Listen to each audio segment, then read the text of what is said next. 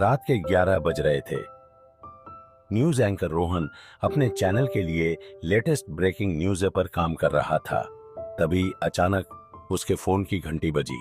अगर सच दिखाना चाहते हो तो इस पते पर जाओ, कहकर कॉल कट गया।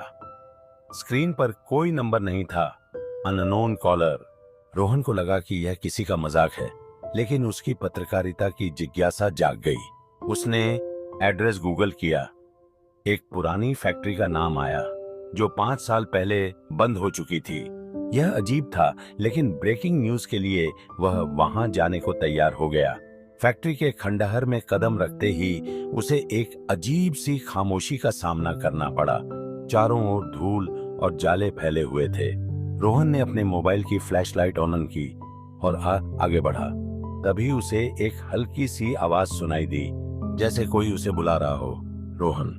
पहला आवाज गहरी और रहस्यमय थी। उसने अपनी सांसें थाम ली और आवाज की दिशा में बढ़ा। जैसे ही वह एक कमरे में पहुंचा, वहां एक पुरानी टेबल पर कुछ फाइलें बिखरी हुई थीं। रोहन ने फाइलों को खोलना शुरू किया। उनमें से कुछ दस्तावेजों में एक बड़े स्कैंडल का जिक्र था। एक ऐसा स्कैंडल जो कई प्रभावशाली लोगों को जोड़ता था। अचानक उसे फिर से वही आवाज सुनाई दी, हाँ तुम सही रास्ते पर हो, लेकिन सावधान रहना। रोहन ने अपनी आंखें चौड़ी की। उसने पीछे मुड़कर देखा, लेकिन वहां कोई नहीं था। उसके दिल की धड़कन तेज हो गई। तभी उसे एहसास हुआ कि वह अकेला नहीं था। कमरे के एक कोने में एक छाया हिल रही थी।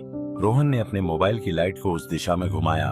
वहां एक व्यक्ति खड़ा था, जिसका चेहरा छाया में छिपा हुआ था। हाँ तुम्हें यहाँ नहीं आना चाहिए था, ले यही उसने कहा। उसकी आवाज में चेतावनी थी। बाल जो तुम खोज रहे हो वह तुम्हारे लिए खतरनाक हो सकता है। रोहन ने हिम्मत जुटाई। हाँ मां, मैं सच जानना चाहता हूँ। वॉलर व्यक्ति ने एक लंबी सांस ली। हाँ सच कभी कभी बहुत महंगा होता है। अगर तुम तैयार हो तो मेरे साथ आओ, लेकिन याद रखो, एक बार जब तुम सच जान लोगे तो तुम्हारी जिंदगी कभी भी पहले जैसी नहीं रहेगी। रोहन ने एक पल सोचा। उसके अंदर पत्रकारिता की जिज्ञासा और सच की खोज की आग जल रही थी। उसने सिर हिलाया। मैं तैयार हूं। व्यक्ति ने उसे इशारा किया और दोनों ने फैक्ट्री के गहरे अंधेरे में कदम रखा, जहां रहस्य और खतरे की दुनिया उनका इंतजार कर रही थी।